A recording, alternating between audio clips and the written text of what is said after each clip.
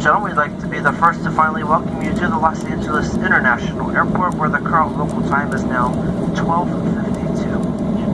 We'll take our captain a few more minutes to reach the terminal, so please remain seated with your seatbelt securely fastened and keep your carry items properly stowed. Please use caution when opening the overhead bins. Falling objects may cause injuries to you or to someone seated near you. It is now safe for you to use the cellular function of your electronic devices. For those of you making connections here in LA, and I know there are 31 of you left on this airplane doing so, if you have any questions or concerns, there is a dedicated rebooking service desk here at LAX, and you can find that right there by gate number 40. So if you have any questions or concerns about your flights or the flights that you were rebooked on, please proceed right directly to that rebooking desk. Again, we do appreciate your business and do apologize for the late arrival into LA. We thank you for your continued patience today. There's an old saying in this business: it's always better to be on the ground wishing you were in the air than in the air wishing you were on the ground.